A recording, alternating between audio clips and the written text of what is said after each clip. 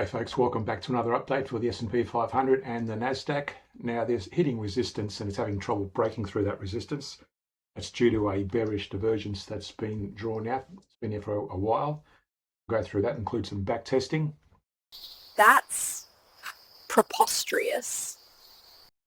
Also in the links below, reference the +1 videos on the Patreon page, as we also look at bullish shares in that Patreon for Patreon members. So go to that link in below.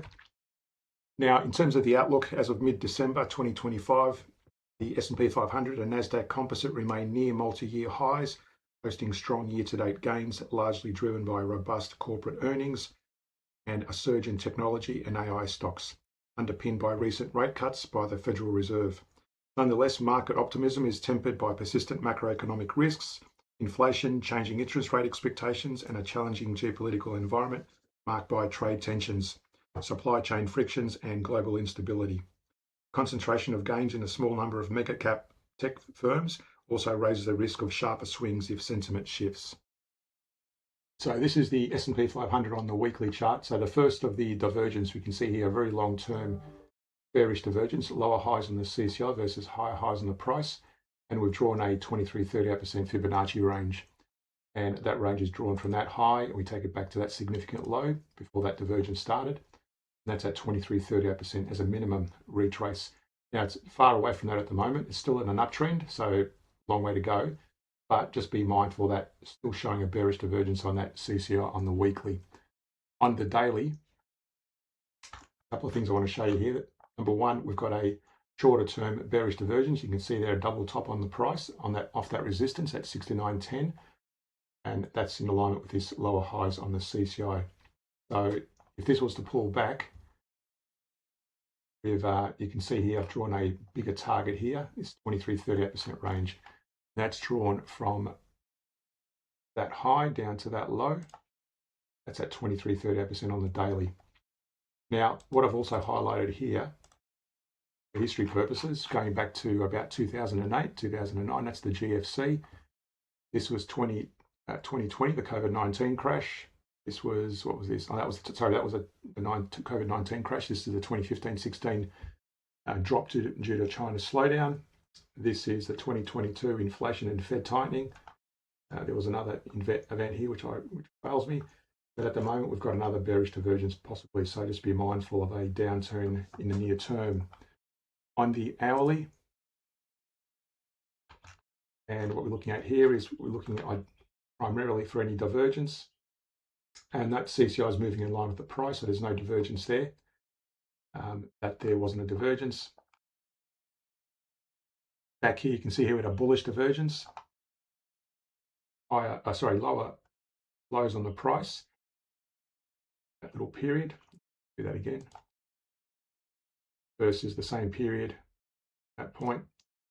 Higher lows on the CCI. That's a bullish divergence. Even to that level, it still would have been bullish. And that bounced, and in this case, it bounced almost to the 100%, well, actually hit the 100% retrace level.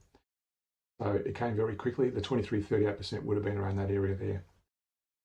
So what we're looking at now is according to the daily,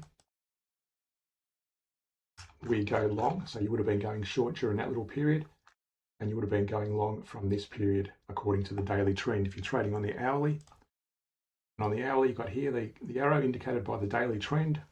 And again, watching the moving averages, but also paying attention to any divergence. You can see here, the price moving averages are in an upswing, whereas the CCI is dropping. So that was giving you a bit of a warning. And you would have ideally closed it out when the price broke below the moving average there. That's how you trade that.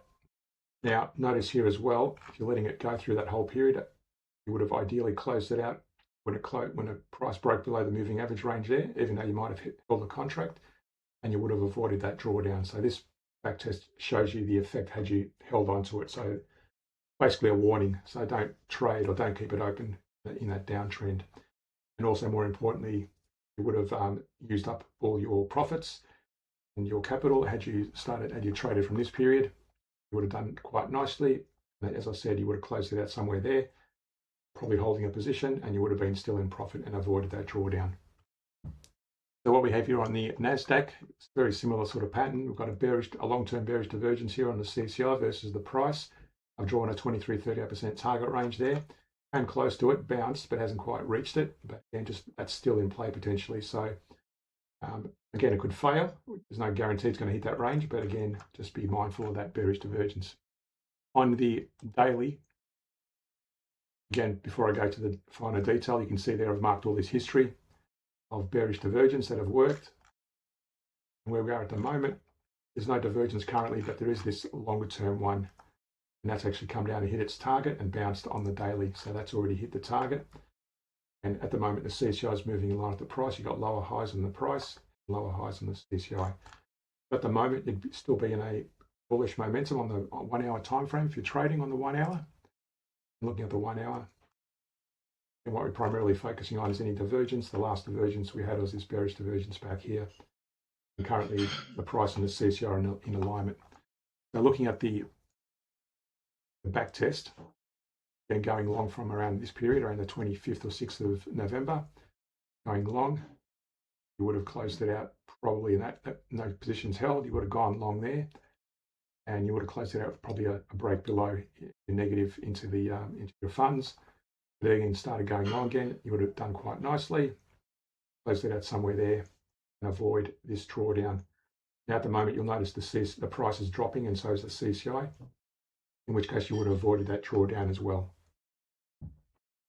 So again, getting some insights into some share trading ideas. Why don't subscribe to the Patreon page? So these are some of the trades we've closed so far in December this month, and they've returned a total of 4.7% so far in about 10 days of trade. In terms of last month's results, just quickly looking at that result.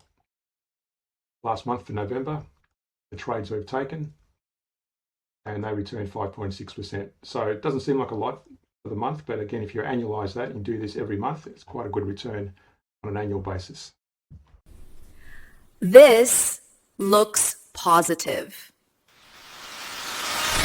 Again, reference the links in the description below for the +1 videos and the Patreon page. Hit that like and subscribe button. Thanks for watching, and see you in our next update.